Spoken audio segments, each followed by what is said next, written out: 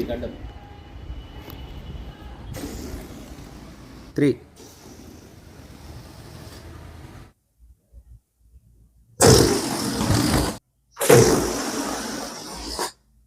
Right. Hi, నేను మీ ముకుం. ఇప్పుడు మనము బెలూన్ని ఇలా వదిలేసినప్పుడు ఇలా ఫ్రంట్ సైడ్ ఇలా వెళ్ళిపోతుంది. ఒకవేళ వదిలేయకుంటే మన చేతుల నుంచి ఎట్టుపోకుండా ఇలానే ఉంటుంది, వదిలేస్తే ముందుకు వెళ్తుంది. అసలు ఎందుకు వెళ్తుంది ముందుకి? దీని వెనుక ఎలాంటి రీజన్ ఉంది? ఓకేనా? మీకు రీజన్ తెలిస్తే కామెంట్ బాక్స్లో కామెంట్ చేసి ఆన్సర్ అయితే ఇవ్వండి. ఓకేనా? రైట్. ఇక్కడ చూడండి, బెలూన్ నేను ఇక్కడ రిలీజ్ చేస్తున్నా. రిలీజ్ చేయగానే ఇలా ముందుకు వెళ్ళిపోతుంది. Okay, right. సో అది ఎందుకు వెళ్ళిపోయింది అనేది దాదాపు చాలామందికి తెలిసి ఉంటుంది. కారణం Newton third law. For every action there is an equal and opposite reaction. అంటే ప్రతి చర్యకు సమానంగా వ్యతిరేక దిశలో ప్రతిచర్య అనేది ఉంటుంది. సపోజ్ మనం డైలీ లైఫ్లో చాలా సందర్భంలో న్యూటన్ యొక్క 3వ గమన నియమాన్ని మనం గమనిస్తాం. న్యూటన్ థర్డ్ లాని గమనిస్తుంటాం. ఇక్కడ యాక్షన్ రియాక్షన్ అనేది ఈక్వల్గా అండ్ ఆపోజిట్ డైరెక్షన్లో ఉంటాయి. ఈ న్యూటన్ థర్డ్ లాలో మన డైలీ యాక్టివిటీలో ఆ యాక్షన్ రియాక్షన్ అనేది ఎక్కడ జరుగుతుంది? ఇప్పుడు మనం బెలూన్ని రిలీజ్ చేస్తాం కదా, బెలూన్ వదిలేస్తున్నాం కదా, వదిలేసినప్పుడు అది ముందుకు వెళ్ళడానికి కారణం న్యూటన్ థర్డ్ లా. కానీ అక్కడ యాక్షన్ రియాక్షన్ ఎక్కడ జరిగింది? అక్కడ యాక్షన్ రియాక్షన్ ఎక్కడ జరిగింది తెలుసుకుందాం. చాలామందికి న్యూటన్ గమనం తెలుసుకోవచ్చు, కానీ యాక్షన్ రియాక్షన్ అనేది ఎక్కడ జరుగుతుంది? ఓకే, చూద్దాం. అది ఒకసారి తెలుసుకునే ముందు మనము బెలూన్లో యాక్షన్ రియాక్షన్ తెలుసుకునే ముందు మనము డైలీ లైఫ్ యాక్టివిటీలో ఎక్కడ న్యూటన్ 3వ గమన నియమం ఆధారంగా ముందుకు కదులుతున్నాయి అనేది ఒకసారి చూద్దాం. ఇక్కడ మనం ఒకసారి చూడండి, ఇది గ్రౌండ్ అనుకోండి. రైట్. ఈ గ్రౌండ్ పైన మనం నడుస్తూ ఉంటాం.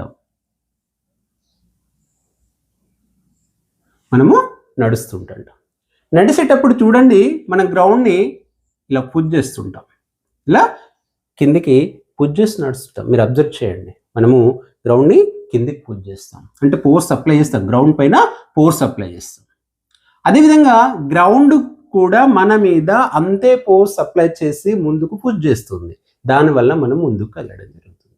అంటే ఇక్కడ గ్రౌండ్ పైన మనం ఫోర్స్ అప్లై చేస్తున్నాం, గ్రౌండ్ కూడా మన మీద కూడా ఫోర్స్ అప్లై చేస్తుంది. ఇక్కడ గ్రౌండ్ పైన మనం ఫోర్స్ అప్లై చేయడాన్ని యాక్షన్, అదేవిధంగా గ్రౌండ్ మన మీద ఫోర్స్ అప్లై చేయడాన్ని రియాక్షన్ అని అంటాం.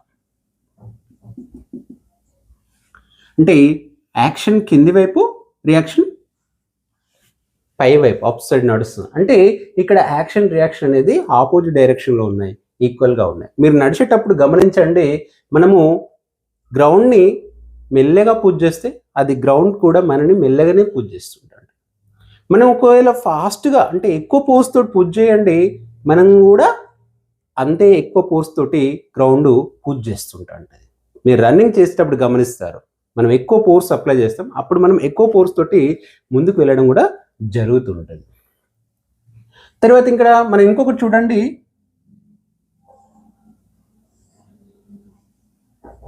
ఇక్కడ ఒక బర్డ్ని ఎగ్జాంపుల్గా తీసుకుందాం.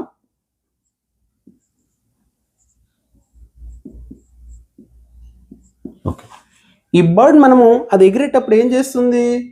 ఈ వింగ్స్ తోటి ఎయిర్ని కిందికి పుష్ చేస్తుంటాం. That is action.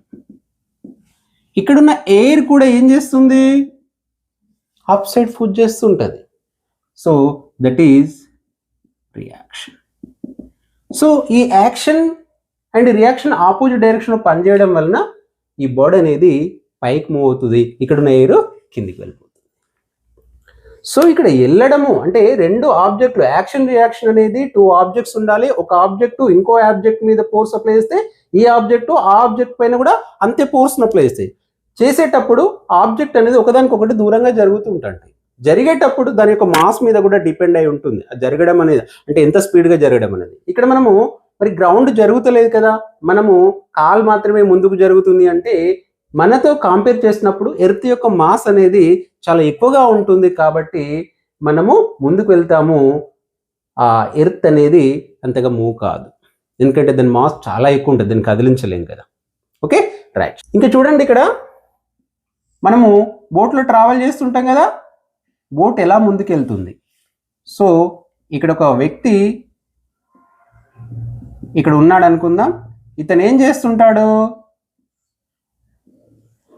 తెడ్ల సహాయం, ఇక్కడ ఎంత వాటర్,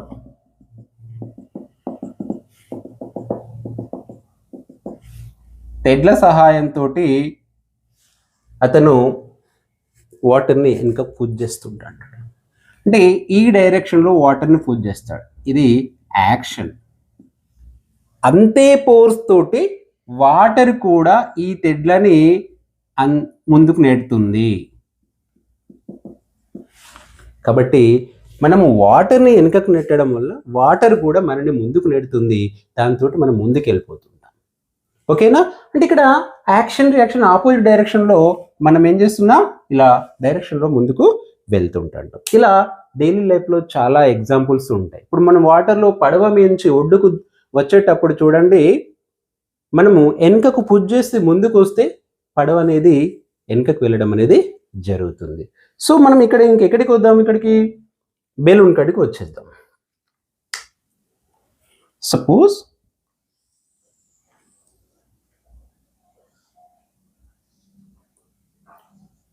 ఇక్కడ బెలూన్ని క్లోజ్ చేస్తాం. బెలూన్లోకి మనము ఏం ఊదినాము,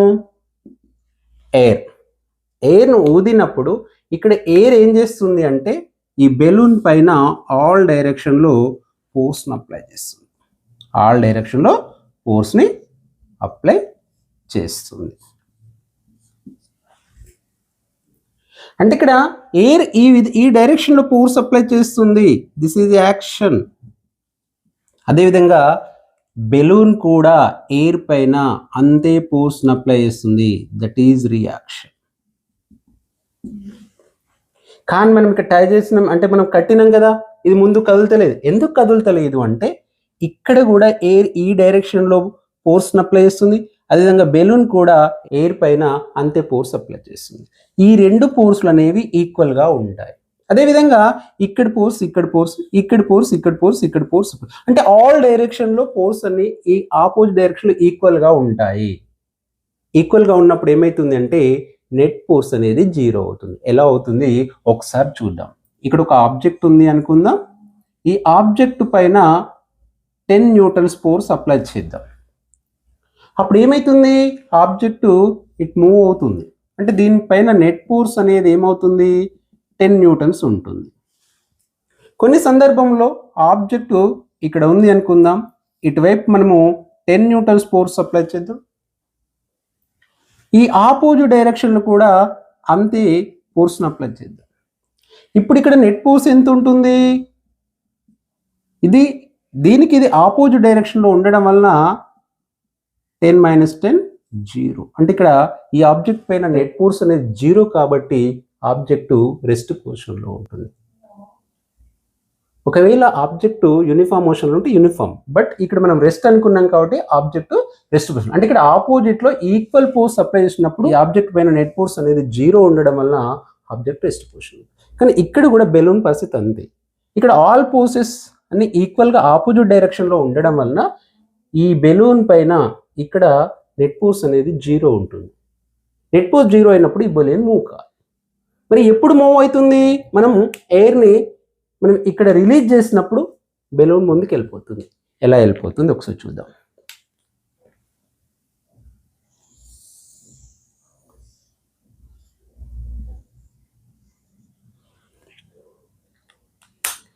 ఇక్కడ ఏం జరుగుతుంది, సో ఇక్కడ కూడా ఆల్ డైరెక్షన్లో ఫోర్స్ అనేది అప్లై అవుతుంది. ఎయిర్ అనేది బెలూన్ పైన ఆల్ డైరెక్షన్లో ఫోర్స్ని అప్లై చేస్తుంది.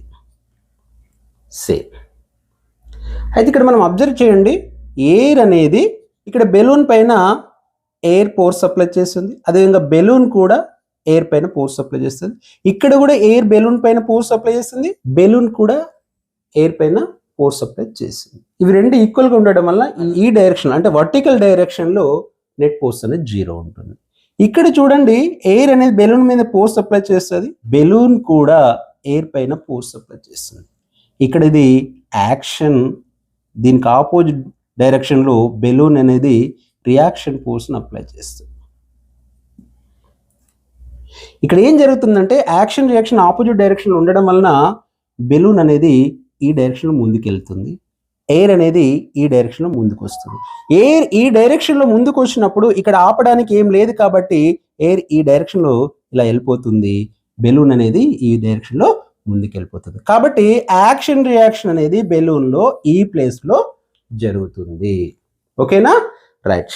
మనం జనరల్గా ఏమనుకుంటున్నాం అంటే యాక్షన్ రియాక్షన్ ఇక్కడ జరుగుతుంది, కానీ యాక్షన్ రియాక్షన్ అనేది బెలూన్కు ఇక్కడ జరుగుతుంది. సపోజ్ మనం ఇక్కడ టై చేసేసి ఇక్కడ హోల్ చేసేసినాం అనుకోండి, అప్పుడు ఏమవుతుంది, ఎయిర్ ఈ డైరెక్షన్లో ముందుకు కిందికి వెళ్ళడం వలన బెలూన్ పైకి వెళ్తుంది. ఒకవేళ ఇక్కడ హోల్ చేస్తే అప్పుడు బెలూన్ ఈ డైరెక్షన్లో కిందికి వెళ్ళిపోయి ఎయిర్ అనేది ఈ డైరెక్షన్లో వెళ్ళిపోతుంది, అంటే అప్పుడు యాక్షన్ రియాక్షన్ ఇక్కడ జరుగుతుంది. రైట్. సో మనము రాకెట్ని చూస్తుంటాం. చూడండి, ఇక్కడ రాకెట్ కూడా ఈ న్యూటన్ మూడో గమనం ఆధారంగానే పైకి ఎగురుతుంది. కాబట్టి యాక్షన్ రియాక్షన్ ఎక్కడ జరుగుతుందో ఒకసారి చూద్దాం. ఒక రఫ్ ఫిగర్ ఇది. సో మనకి ఏదైనా శాటిలైట్స్ ఉంటే, పేలోడ్స్ ఉంటే అన్నీ కూడా ఇక్కడ ఉంటాయి. ఇదంతా కూడా ఫ్యూయల్ ఛాంబర్స్ ఉంటాయి, మనకి అది కూడా స్టెప్స్ వైజ్గా ఉంటాయి. సో మీకు రఫ్గా డ్రా చేస్తున్నాను. ఇక్కడ ఫ్యూయల్ ఛాంబర్ ఉంటుంది. తర్వాత ఇక్కడ ఆక్సిడైజర్ అంటే లిక్విఫైడ్ ఆక్సిజన్ లాంటి ఛాంబర్ ఉంటుంది. ఇక్కడ ఏముంటుందంటే కంబ్యూజన్ ఛాంబర్, అంటే వీటిని ఫ్యూయల్ని అండ్ ఆక్సిజన్ కలిపేసి బర్న్ చేస్తుంటారు, ఫైర్ ఛాంబర్. ఓకేనా? రైట్. ఇప్పుడు ఇక్కడ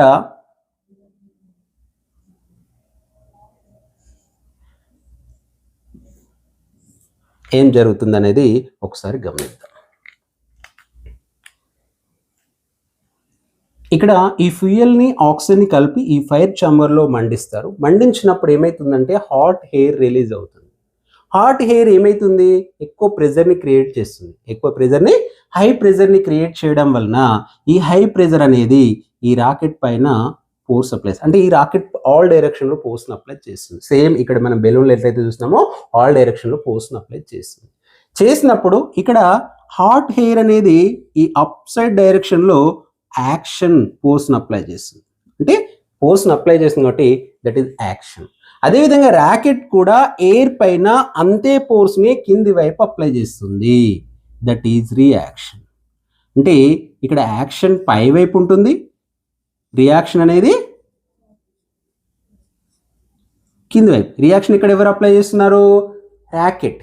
ఎవరిపైన, దేనిపైన, హాట్ ఎయిర్ పైన. హాట్ ఎయిర్ ఏమో రాకెట్ పైన ఫోర్స్ అప్లై చేస్తుంది, దట్ ఈస్ యాక్షన్. దానికి ఆపోజిట్ డైరెక్షన్లో రాకెట్ అనేది డౌన్ సైడ్ ఫోర్స్ అప్లై చేస్తుంది హాట్ ఎయిర్ పైన, దట్ ఈస్ రియాక్షన్. కాబట్టి హాట్ ఎయిర్ అనేది ఈ విధంగా బయటకు వెళ్ళిపోతుంది, ఫాస్ట్గా వెళ్ళిపోతుంటుంది. సో హాట్ ఎయిర్ ఇటు వెళ్ళిపోవడం వలన ఈ రాకెట్ అనేది అప్ సైడ్ వెళ్ళిపోతుంది ఇక్కడ. కాబట్టి మనము యాక్షన్ రియాక్షన్ జరగడం వలన రాకెట్ పైకి ఎగిరిపోతుంది, హాట్ ఎయిర్ ఏమో కిందికి వస్తుంది. కాబట్టి యాక్షన్ రియాక్షన్ అనేది ఈ ప్లేస్లో జరిగేస్తుంది. కానీ మనం జనరల్గా మనము యాక్షన్ రియాక్షన్ అనేది ఇక్కడ జరుగుతుంది అనుకుంటాం. ఇక్కడ హాట్ ఎయిర్ కిందికి వచ్చేసి అట్మాస్ఫియర్ కంటే ఎయిర్ని కిందికి, కూల్ ఎయిర్ని పుష్ చేయడం వల్ల కూల్ ఎయిర్ అనేది ర్యాకెట్ని పైకి పుష్ చేస్తుంది అని మనం ఇక్కడ అనుకుంటాం. సపోజ్ ఒకవేళ అలా అనుకుంటే ఒకసారి మనము ర్యాకెట్లని ఎంత దూరం మనము పంపిస్తామో ఒకసారి అబ్జర్వ్ చేయండి. సపోజ్ ఇది ఎర్త్ అనుకుందాం, ఇదేంటిది ఎర్త్ అని. ఈ ఎర్త్ నుంచి దాదాపుగా ఒక 500 కిలోమీటర్స్ వరకు అట్మాస్ఫియర్ ఉంటుంది, మ్యాక్సిమంగా ఉంటుంది, చాలా ఎక్కువగా అట్మాస్ఫియర్ ఉంటుంది. దాదాపుగా మనము ఒక 10,000 కిలోమీటర్స్ వరకు కూడా అట్మాస్ఫియర్ ఉంటుంది, కానీ చాలా తక్కువగా ఉంటుంది. ఇంకా మనం బార్డర్ అని మనం క్రియేట్ చేయలేం, కానీ ఆ 10,000 తర్వాత అట్మాస్ఫియర్ అనేది దాదాపుగా ఉండదు. మనం ర్యాకెట్లను పంపించేటప్పుడు 2 రకాల ర్యాకెట్లను పంపిస్తాం, Leo and GEO. Low earth orbit and geostationary orbit. Low earth orbit అనేది దాదాపుగా మనము ఇది 200 కిలోమీటర్స్ నుంచి 2500 కిలోమీటర్స్ హైట్లో ఉంచేటట్టుగా మనం పంపిస్తాం. అంటే ఇక్కడ లో ఎర్త్ ఆర్బిట్లో తిరిగే శాటిలైట్ అనేది దాదాపుగా ఎర్త్ నుండి 200 నుంచి 2500 కిలోమీటర్స్, అంటే బిలో 10,000 కిలోమీటర్స్ పరిధిలోనే అది రొటేట్ అవుతుంటుంది, తిరుగుతుంటా ఉంటుంది ఎర్త్ చుట్టూ. ఇక్కడ అట్మాస్ఫియర్ ఉంటుంది. కానీ జియో స్టేషనరీ ఆర్బిట్స్లో మనం ప్రవేశపెట్టే శాటిలైట్స్ని దాదాపుగా మనము 35,000 కిలోమీటర్ ఎబోకే పంపిస్తాం మనం. మరి మనకు అట్మాస్ఫియర్ అనేది 10,000 కిలోమీటర్స్ వరకే ఉంది కదా, మరి తర్వాత అట్మాస్ఫియర్ లేదు కదా. లేనప్పుడు ఇక్కడ నా హాట్ ఎయిర్ అనేది దేన్ని కిందికి పుష్ చేస్తూ ఉంటుంది కదా. కాబట్టి ఇక్కడ యాక్షన్ అనేది దేనిపైన జరుగుతుంది, రియాక్షన్ దేనిపైన జరుగుతుంది. అక్కడ రియాక్షన్ చేయడానికి ఇంకో ఆబ్జెక్ట్ లేదు కదా. యాక్షన్ రియాక్షన్ జరగాలంటే 2 ఆబ్జెక్ట్స్ ఉండాలి ఖచ్చితంగా. ఒక ఆబ్జెక్ట్ మీద యాక్షన్ అయితే ఇంకో ఆబ్జెక్ట్ మీద రియాక్షన్ జరుగుతుంది. కానీ ఇక్కడ మనం 10,000 దాటిన తర్వాత అట్మాస్ఫియర్ ఉండదు కదా. ఉండనప్పుడు యాక్షన్ రియాక్షన్ జరగడానికి 2 ఆబ్జెక్ట్స్ ఉండవు. ఇక్కడ హాట్ ఎయిర్ ఉంటుంది, కానీ మనము రియాక్షన్ జరపడానికి ఇంకొక ఆబ్జెక్ట్ ఏమి అక్కడ ఉండదు, దాదాపుగా ఉండదు. కాబట్టి అక్కడ ఏం జరుగుతుంది, ఇన్నర్గా మనకు యాక్షన్ రియాక్షన్ జరుగుతుంది. కాబట్టి రాకెట్ పైకి వెళ్తూ హాట్ ఎయిర్ కిందకి వస్తుంది. అంటే కింద అట్మాస్ఫియర్లో ఉన్నప్పుడు ఇక్కడ కూడా జరుగుతుంది యాక్షన్ రియాక్షన్ అనేది జరుగుతుంది. హాట్ ఎయిర్ అనేది కూల్ ఎయిర్ పైన యాక్షన్ చేస్తే కూల్ ఎయిర్ అనేది హాట్ ఎయిర్ పైన రియాక్షన్ చేస్తుంది. ఇది అట్మాస్ఫియర్ ఉన్న వరకే. తర్వాత మరి కాబట్టి మెయిన్గా ర్యాకెట్లో జరిగే యాక్షన్ రియాక్షన్ అనేది ఈ ప్లేస్లో జరుగుతుంది. ఓకే, నా వీడియో మీకు నచ్చిందని అనుకుంటున్నాను. ఒకవేళ మీకు నచ్చితే నా వీడియోని లైక్ చేసుకోండి, నా ఛానల్ని సబ్స్క్రైబ్ చేసుకోండి. థ్యాంక్ యూ అండి, బాయ్.